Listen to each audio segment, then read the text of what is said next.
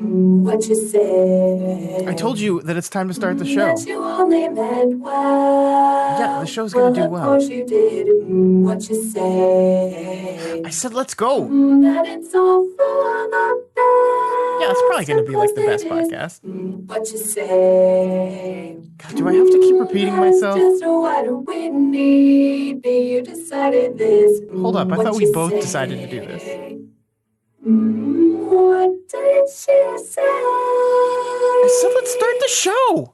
Hey everybody, welcome back to What You Say, an OC podcast. My name is Elyse Daly. And I am Scott Daly. And together, We're the Dailies. Actually, not together because we have a third now. So we're most of the Dailies.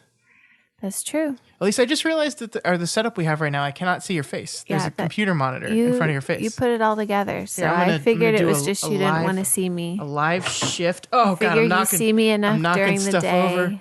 Oh, and could you move over to your left just a little bit too? I mean, you set up this whole thing and you didn't set it up correctly. Is that better? Now the levels are all off. Oh We're gonna have to. It's a disaster. It's like we've never done this before. We haven't. It's been a while. It has been quite a while. I've gone on leave and they promised me my job whenever I come back. So I'm supposed to be able to still have this job. From the podcast. Yeah.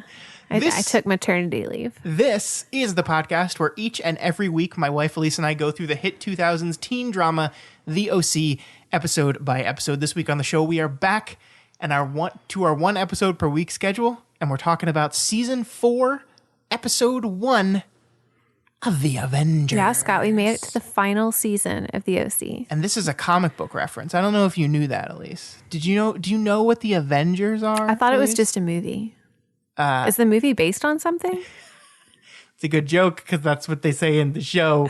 And then Seth gets mad at the poor little girl who just wants an X-Men comic. Yeah, it's funny. But before we get into that, Scott, what are we going to do before that? it's time for the newest section of the podcast, Baby Update. Oh, surprise to me. Yeah, I didn't put it in the script. Okay, what's the baby update? I don't know. I just thought we could talk about how our baby's doing because the Okay. people want to know. Okay. I think our birth story episode. Do they want to know? Our birth story episode was like the most downloaded of any of our episodes. So, yeah. Well, that's probably because people that not just listened to this show wanted to know. Because there's a whole bunch of people that listened to Vow to View, and then we started doing the OC, and they were like, I don't know that show, and they stopped listening to us. But they didn't want to stop listening to us. Yeah. Well, I don't know. What should we say? He's big now. He's big. Starting to sleep more, which is great. We Yeah, need to change his schedule because he wanted to stay awake longer and didn't want to sleep as much. And so, well, here's the deal. He didn't want to sleep as much. Therefore, he was awake longer. Yeah. And so we are now keeping him awake longer. Oh my God, this poor kid is so tired. His wake window right now is an hour and a half. And usually, not every time, but usually by the last 15 minutes of that thing, this dude is He's either asleep wrecked. or he's fussy. He's so tired. He made it through the full 90 once today. He's a really good baby, though. We are so fortunate. There are difficulties, of course. We were having some issues with this past feed and bedtime. Right before we started recording, he was not cooperating, and we might have to stop this podcast several times as we record to go check on him. But overall, this is a good baby. He's doing good. He's growing. He's healthy, and we're very happy. And he's really cute. And I see the full night sleep light at the end of the exhaustion tunnel, and I want to get there so bad. Excited about it. Yeah. But enough about babies. Yeah. Let's talk about our Rosies and Thornies, which may or may not contain babies. Oh, yeah. I put just something in there. I was just trying to think of something. So Rosies and Thornies. What is yeah. this? No, I was going to talk about that. Okay. So Rosies and Thornies is the part of the podcast where Scott and I look back on the week and we talk about what was good, what was bad, what we like to call the Rosies and the Thornies. And we're going to start with the bad. So Scott, do you want to start with your bad or do you want me to start with my bad? I'll start with my bad, and I'm going to try to tell the abbreviated version of the story because I could go on for hours. Your abbreviated version is still going to be long because you're never abbreviated. Wow. Thanks, babe. Yeah. Everyone knows it. In December, we bought a new bed, in preparation for moving into our new house.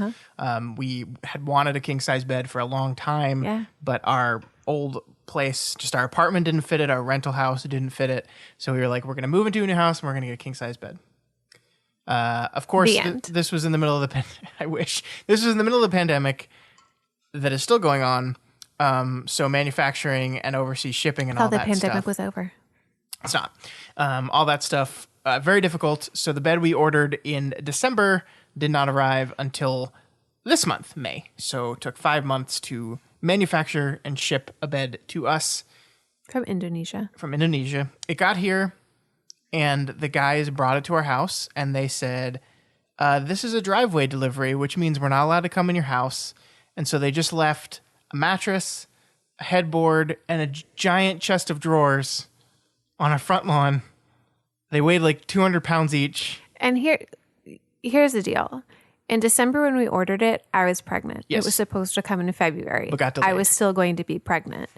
And when we knew it was, or when we thought it was going to be delivered in February, we knew I would be absolutely no help moving the furniture or assembling it, being 8 months pregnant. Sure. So we had specifically asked for the like in-home delivery and setup. Yeah, and we wanted to pay for it. Like they were like, it's like $100 for in-home delivery and setup. We were like, I think at first I balked at the number, and then you said to me exactly what you just said, which was, Scott, in February, I'm going to be ready to pop.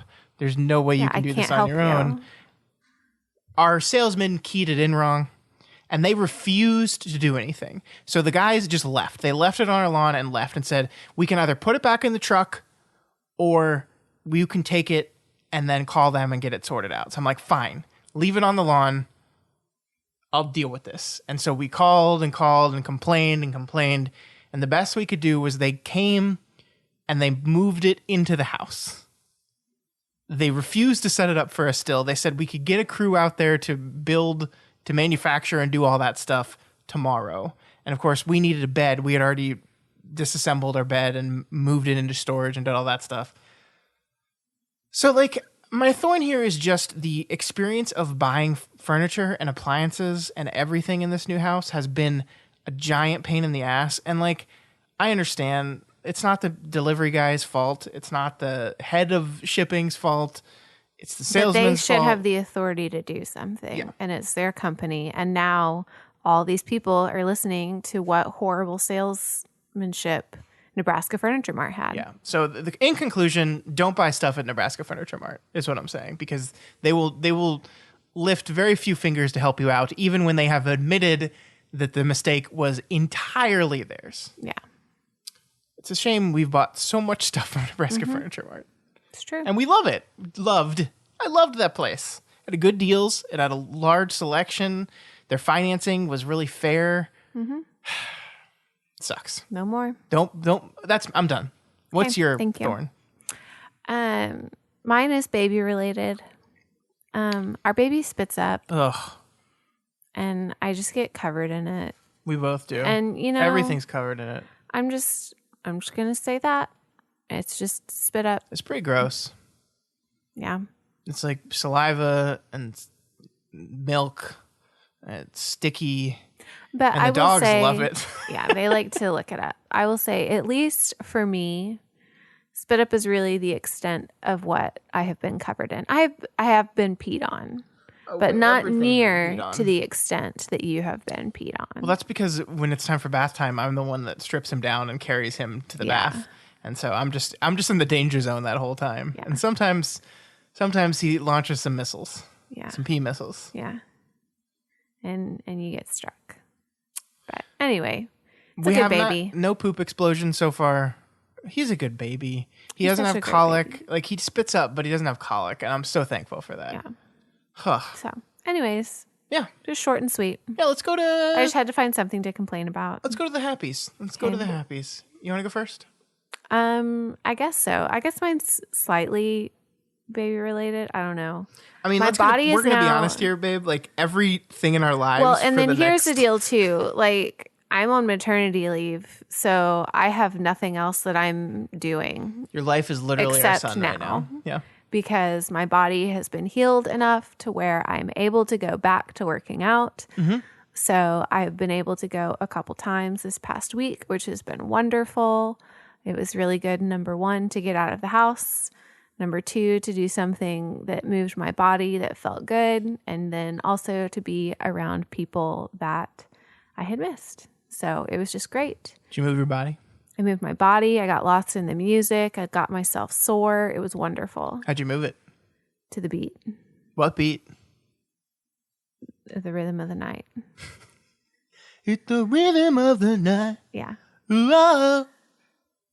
Yeah. That was it. Was that good? Did I do a good job there? You did so good. Thank you. You did. Oh, you know what my rose should have been? What? Morning musicals with Mom. Guys, every morning, our son and I, we have morning musical time where I pick a musical and we just sing.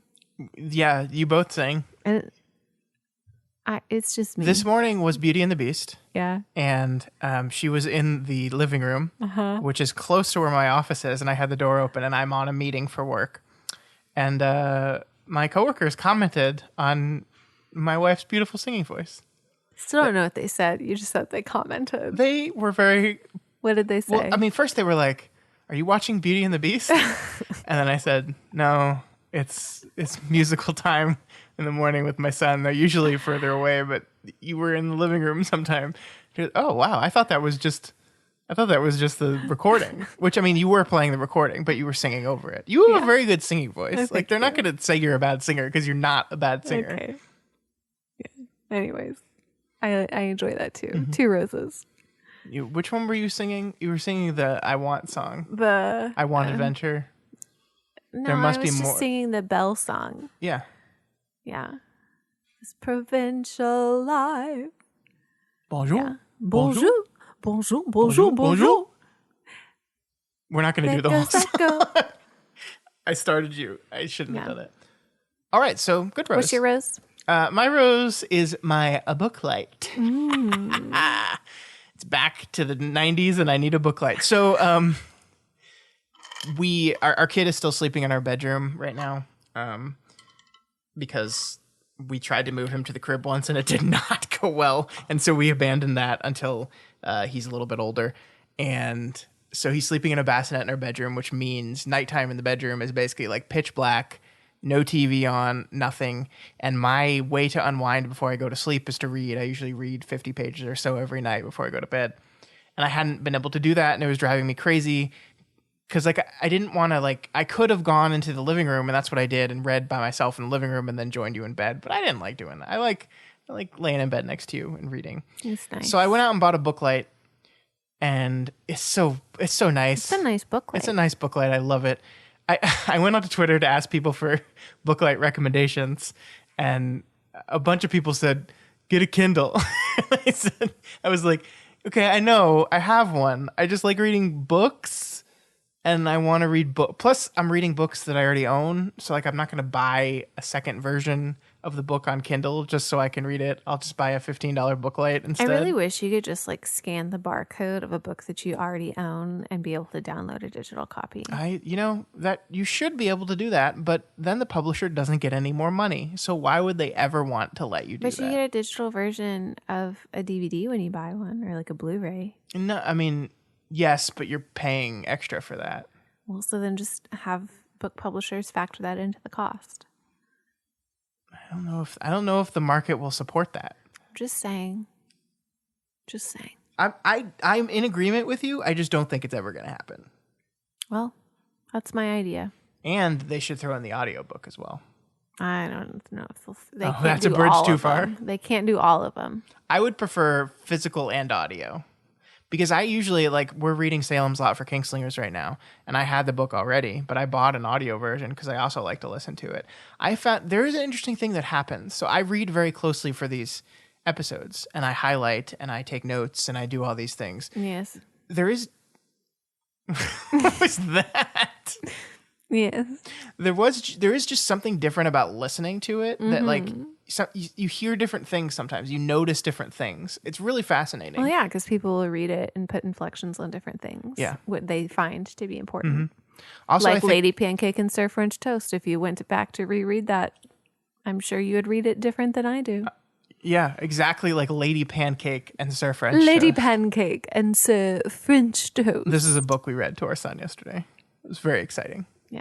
Hey, are we done with Rosies and Thornies? Yeah, we're going to move on to the main event. You want to talk about the The Orange main County? course, we are going to talk about the Avengers. Tell me about The this first episode. episode in season 4 of The OC, written by show creator Josh Schwartz and directed by his partner in crime, Ian Toynton. What crimes do they do? Oh, they just steal cars.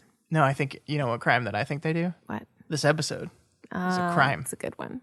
The original air date was November 2nd, 2006. All right, the Avengers. Did you write this summary? I did not. This is pulled straight from, and excuse me, did I write this summary?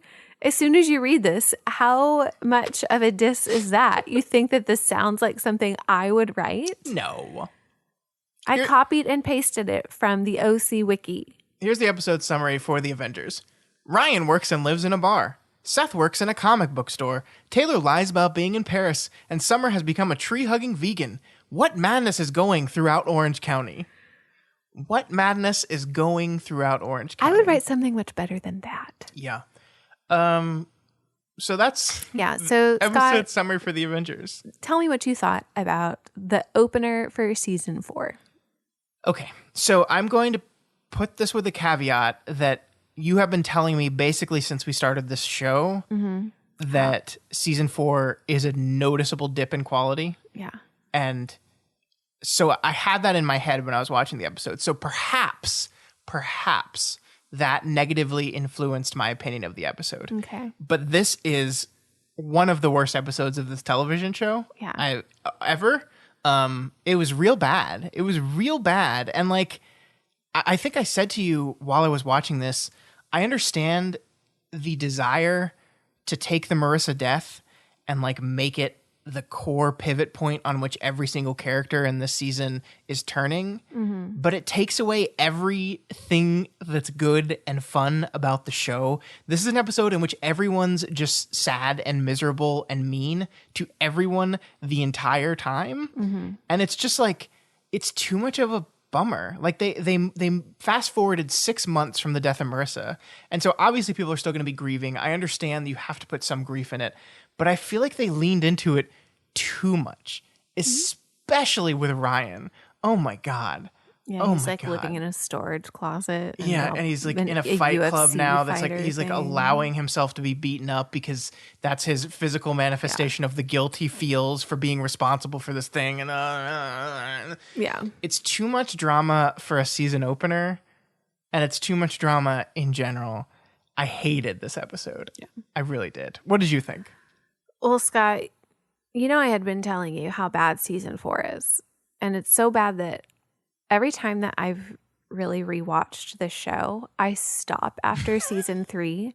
So I can't really tell you much about what happens in season 4, except for like a few like the big events, main things. Yeah. And so it was like, I had always thought, what was it? Season 2. I hated the season 2 opener. This one is the worst of all 4. Oh, easily. By far. And also, I will say, as I was looking through the OC wiki, pulling the summary for this thing for you, I reread through what the season highlights were. I'd forgotten so many of them. And it was also, I was like, this happened. And oh my gosh, why would they do this? It was so bad. I hate season 4. It's awful. In the past, we've had our roses and thornies of the episodes, right? And sometimes it's been a struggle to come up with a bad thing.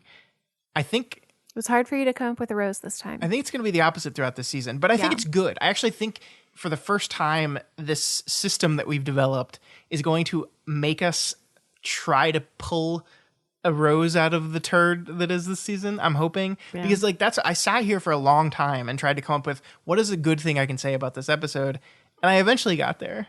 Because there are some fun parts of it. Yeah, very few and far between. We'll see. But everyone's on the rocks, right? Ryan is not living with his family anymore. He's not friends with Seth anymore. Summer and Seth are basically not together anymore. She's moved to Berkeley. We'll talk about that. Oh, we will? When? Yeah. When we talk about Relationship status. Duh. God, Scott, it's like you forgot about the whole show. I did. It's been so long. Yeah, the Julie and her husband's it's all a fucking mess, and it sucks, and I hate it. But I guess it's the beginning of we got a lot of relationships to mend over the course of these 16 episodes. So let's get into it. Let's talk about our rosies and thornies of the episode. Elyse, what was your least favorite thing about this episode? Surprise to no one, Ryan. With what Ryan is going through with his whole, I'm going to go and get beat up in order to feel something. It's like, Ryan, you had just had this huge arc about how you were not going to fight. And granted, you're not fighting because you're getting beat up, but then at the end, He does. you decide to fight. And so it's bad. It's bad. I hate Ryan. I hate what they've done to Ryan. He had like slightly gotten redeemable in season 3. And then they just screwed the character over again. It's disappointing. First of all, I hate the way the episode opens with that really dramatic music of him like all beaten up and bruised, like in a single spotlight, washing his hands at a sink. I'm just like, come the fuck on, Ian, come on. And Josh, like, yeah. Shame on you for writing that. Hello? Doesn't hurt me. Hi. You wanna feel how it feels. Right now? No. You wanna know that it Yeah. doesn't hurt me. Yeah, okay. You wanna Be right there. hear about the deal. And it's just it's boring. You're right. Like there's the whole, I guess the plot line for at least the first half of the season is going to be him teaming up with Julie and tracking down to find Volchek to enact their revenge. So yeah, I'm just not into Ryan's storyline at all. So I understand. Yeah. I know what my thorn is. Yes. It's fucking everything. I know, it was awful. I just had to pick one thing, but you got it all. I picked a few things. Okay. I said everything, but then I said, okay, I'll pick a few things. Thing number one I hate. This episode does a thing that TV does a lot, which is you open in your cold open in media res in the middle of something happening, and then right before your cold open ends, some big event happens, and then you do your credits, and then when you come back from credits, you say, blah, blah, blah, hours earlier, right? And then the fun of the episode is getting to see what events happened that led to this moment. Yes. This episode does that, except it doesn't understand why that's a good technique in the first place. Because normally, like, the thing that sends you into the credits is like a bombshell moment. And then you're like, oh my God, I have to see how we got to this. In this show, it's just Ryan meeting Julie in a hotel room. And I can't tell Chicken wow. well, yeah, I mean, like, is that what they were trying to say? Like, they wanted you to think that they're hooking up? Because obviously not. Obviously, they're meeting to discuss getting revenge for Julie. Like, I guess revenge for Marissa. I think we all know. I guess that, like, immediately. And so there's no hook. There's no reason to do the 36 hours earlier thing here. There's no reason for it at all. It doesn't make any sense. It is stupid. I think Josh was just trying something. Yeah, they were trying to do something clever and interesting, and it's stupid. Yeah. And I hated it. You know what else I hate? I don't agree with this. I hate Chris Pratt. I don't agree with this at all. So Summer is at college at Berkeley, and Elyse is going to talk. She's at Brown. Brown. Elyse is going to talk more about Summer, so I won't take her thing. But her new friend in college is Chris Pratt playing a character named Che, who is also wearing a Che Guevara shirt. And it's so, we're going to talk about his style and style section, but Okay. it's like he's like the stereotypical granola hippie guy. Yeah. I didn't like it. Well, I'm going to piggyback off of that. Okay, go into your turn rose. into my rose Yeah. because Che may be the stereotypical granola guy, but Summer has turned into this compliment of it. Yeah, it's wild. And I think it's hilarious because she is helping with The chickens. the chickens. She's doing a Save the Chickens protest, like rally thing. Summer, we gotta get out on the quad. This thing's going down like right now. Jake, hey, what are we protesting? The chickens, man. It's the chickens. Right. Okay, just give me a sec. Every second that goes by, another chicken is caged. And let's get out there. And then she has her backpack that she takes with her, and she's like living out of her backpack, and she's commenting on the price of these boots as she's walking down the boardwalk. And there's no recycling. Yes. And I think it's funny.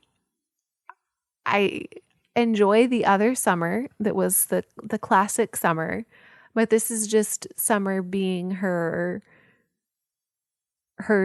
normal Summer self, just obsessing about different things now. Yeah, I mean, it's completely unbelievable that this character transformation happened. The one credit I will give to the show is it becomes very clear that like the reason she's doing this is because she is not processing the death of her friend at all. Yeah. And so she just dove into this entirely new life and this entirely new personality and these entirely new needs and wants to just like separate herself from that life and that person as much as possible. Yeah. That's the only reason it makes sense. And she doesn't even want to go home because she doesn't want to be no. around She comes. the same She room. comes So, back like, to it makes Newport sense. to help with Ryan. Like, gives Seth the cold shoulder. Oh, the scene where they're kissing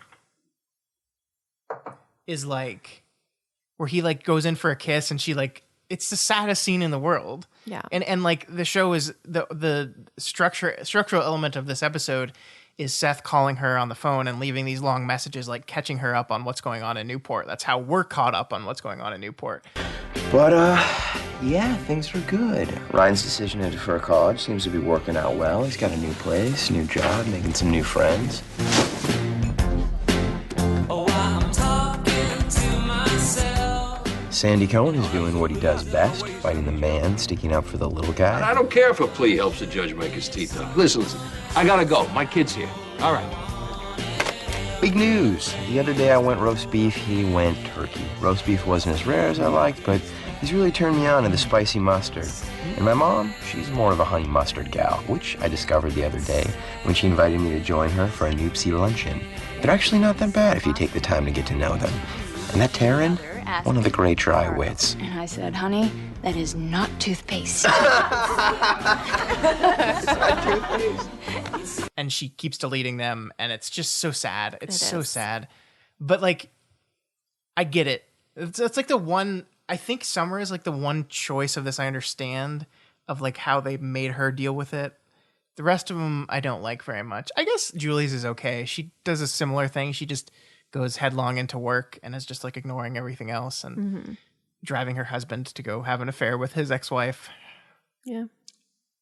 But yeah, okay. So Tell me college Summer is yours. Tell me about your rose, though, Scott. So unsurprisingly, when you asked me to take an episode I hate and find something I liked of it, I had to go back to my gold standard of good things, which is Taylor Townsend, who, by the way, officially in this episode is in opening credits. She is.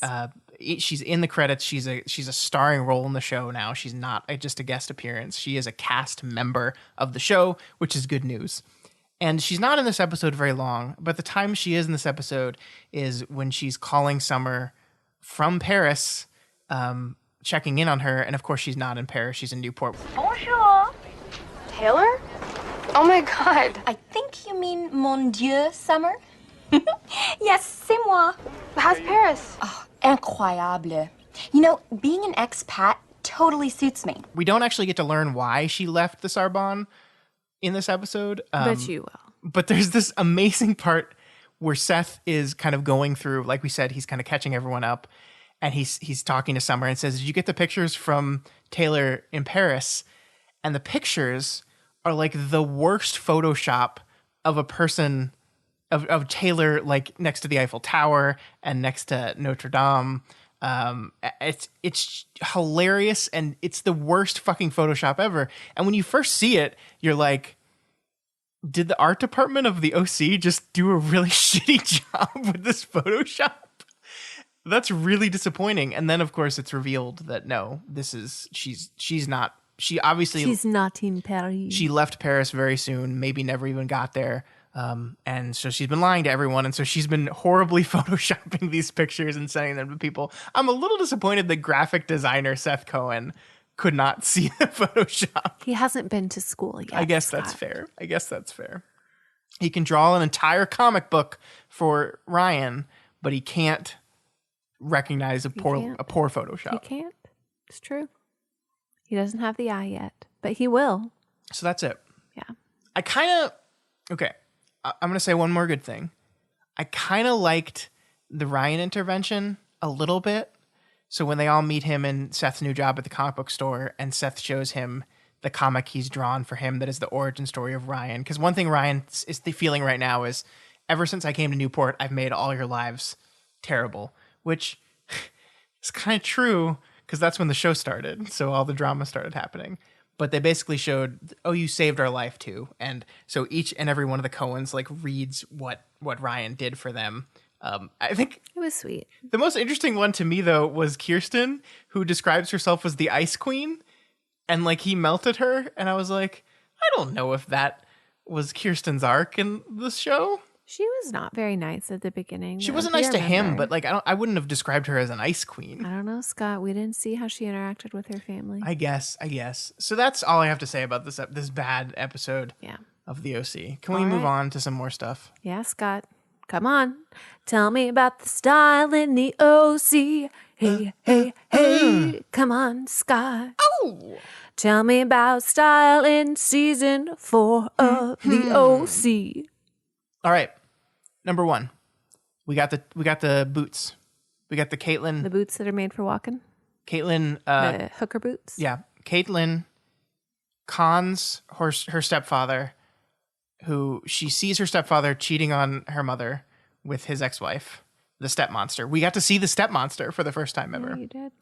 And so she blackmails him into buying her $1,500 boots. And so these are like... Would you buy me some $1,500 boots? These are like thigh-high leather boots. What is your opinion on these boots? I would never wear them. She should never wear them. I hate them. Yeah. They're awful. $1,500. Yeah. I like that. What would I have to find to blackmail you for in order to buy me $1,500 boots? Ooh. Interesting question. I don't think there's anything I've done bad enough that you could blackmail me for $1,500 I know, like, boots. What would I have to, like, would it be if you found someone, if I saw you having an affair with someone, would you buy $1,500 boots for them? No. I'd probably just be like, well, what would prompt you for blackmail to spend $1,500? I guess if I murdered a dude, I'd buy you $1,500 boots to keep my murder a secret. Okay. Or like a kidnapping. Or like I accidentally like ran over the neighbor's dog with my lawnmower. Okay. Yeah. I'd probably buy some boots for that. Okay. Don't look at you can't see what she's doing right now, but she's like, you can see the wheels turning in her head as if she's planning things. No. What are you planning? Our neighbor's dog that's just going to be out in the yard and I'll just holler your name right. No. Okay. So next up on the style section, we have College Summer and College Summer's new wardrobe. I don't have a lot to say here other than she's wearing a shirt that says more tree, less bush. And that's fucking hilarious. You still got it, Summer. Still got it. She is like much less stylish in this episode. She's wearing jeans. I think she's wearing corduroy jeans and a t-shirt throughout most of the episode. Mm-hmm. It's going along with her new personality. She's not really styling her hair very much. She's wearing less makeup. I mean, I still like her. She's still pretty great. I just want her to get back together with her boyfriend. We'll see. Because we've got a new love triangle arriving with Che wearing the Che. It's so on the nose that he's wearing a Che shirt. I hate it. Okay, so describe Che's style here for me, please, babe. He's wearing the Che t-shirt. He's wearing the Che t-shirt. He's wearing... What is this jacket? It's I can't describe it it's other like than wool, like it's like it's 70s hippie. carpet. Yeah. made into a jacket.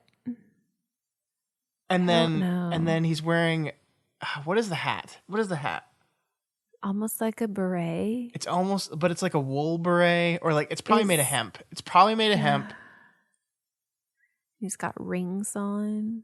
And he looks fucking Chris Pratt. He just looks like he's from the 70s. He just looks like Chris Pratt. It looks like Chris Pratt, and it's hilarious. Yeah. That's all in my style section. Did you have anything from style? No, I think you got him good. They are making Little Miss Cooper dress very provocatively in this episode. Yeah. When she's in the bikini and has the two Luke's younger brothers following her around. Yeah. Like, how old is this girl That's supposed her to be? MO. I felt uncomfortable. I think she's a sophomore now. That's too young. That's 15 years old. That's how Summer dressed when she was in the first episode, and she was a sophomore. Yeah, but she was a sophomore, but she wasn't, I mean. All right. That's the style section. You just wanted to say touche, Elyse. Touche. No, I'm not going to say that because that's the wrong way to pronounce that. No, it's We're going to talk about some relationships. okay. We're going to start with Sandy and Kirsten Cohen. They ended last season, Scott, at a 3 out of 10. We gave him that low, huh? Yeah. Sandy and Kirsten are both trying to work together to get Seth to reach Ryan. They want to have their whole family back together again. They don't seem any worse than they ended last season, but not 100% to their classic Sandy and Kirsten state.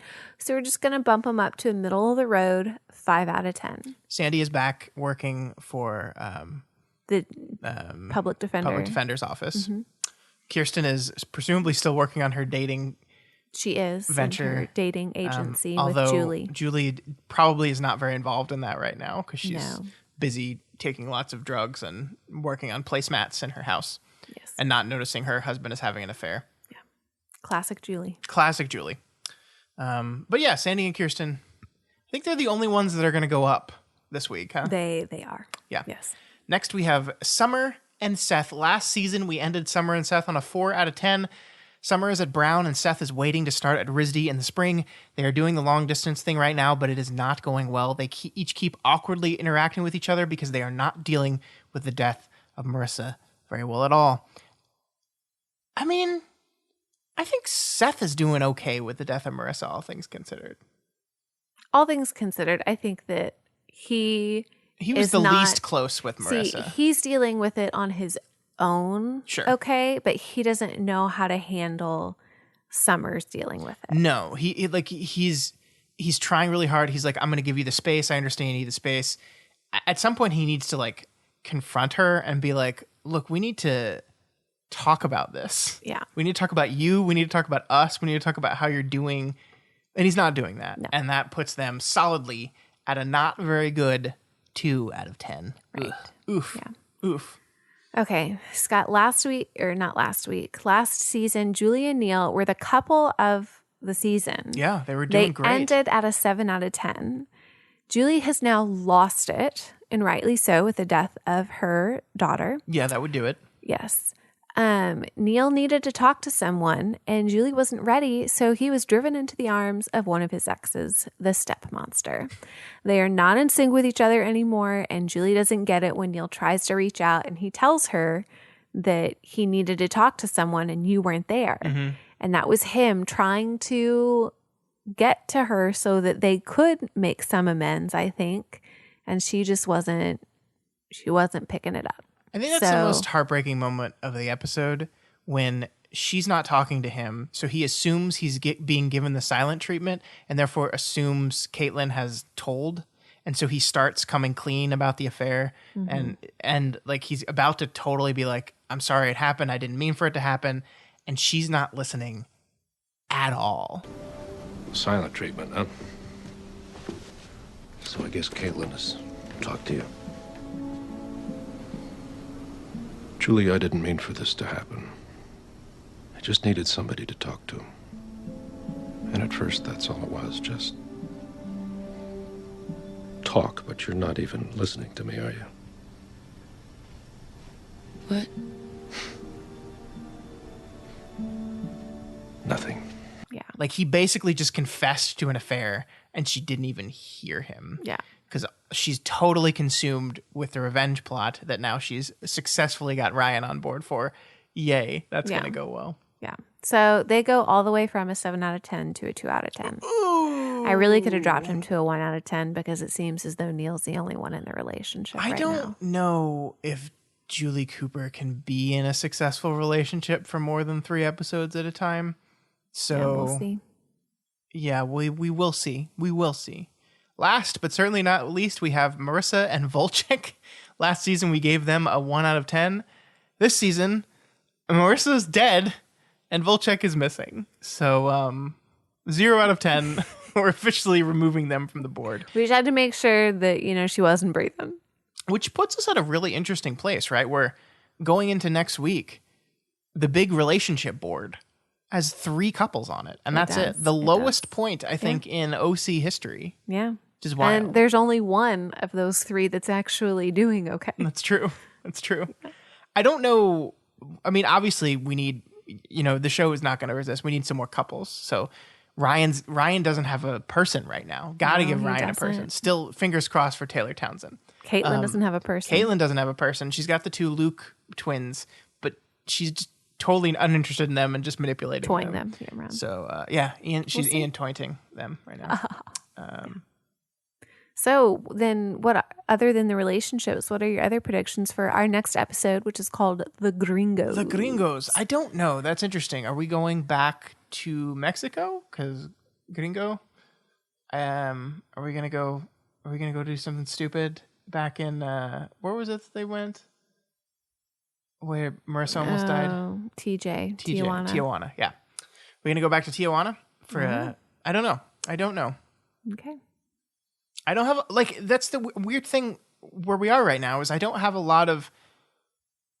feel good about where the show is going from here. Mm-hmm. I can make a guess. You know what, Scott? I don't either. We're almost in the same position here now. I can make a guess that perhaps Volchek is in Mexico hiding and Ryan is going to go down there to confront him, and maybe that's what's going to happen in the next episode. And it's probably, I guess, going to take Seth along because we need fucking something for Seth to do right now. But that's the best guess I got. So I wonder how much Harbor High is going to be featured in this because Caitlin is the only character that's going there right now. Mm-hmm. But how else do they get her involved? I don't know. This is a really weird season. I kind of understand why this is only 16 episodes and why the show is canceled after this because... See, we're going back to our single episode a week, and we may have to combine because we just need to get the season over with. I'm not. We'll see. We'll make it a week by week decision. We'll see. But for now, we're doing 1 episode a week, and for now, next week we are talking about episode 2, The Gringos. Yes, and that's all we have time though for this week. So if you like this podcast, you can go ahead and check out all the other shows that we do over at dukemedia.com. And it is not any other show that I do, but it's all these shows that Scott does. And I sometimes watch the movies with him, except for this week I didn't watch because I didn't want to watch The Ring. I don't like horror movies, but him and Matt are going to talk about The Ring on Thursday as part of the Friday, as part of Deconstructing Directors, right? Mm-hmm. Gore Verbinski. Also, let's see, the other show that I listened to because you were playing it this morning, Do the Right Thing. They have a new thing now with a monthly theme. Monthly theme? What is the monthly theme? I don't know. I didn't. You really threw me for a loop here. I didn't think you were going to... First of all, I didn't think you were listening. Yeah. And second of all, I didn't know you were going to bring this up. So I don't actually know what their monthly theme is. I'm sorry, I don't know. But that's a writing prompt podcast. If anyone listening to this that hasn't written for Do the Right Thing, that's a writer, what are you doing, me? Because I have never... Every month, I haven't done it. Alexandra and Jarvis ask me to write something. And I'm like, yeah, we'll see. You guys can write about our show. Use our show as a fiction prompt? Yeah. What would that be? I don't know. Actually, I want to see someone write A Day in the Life of Scott and Elyse.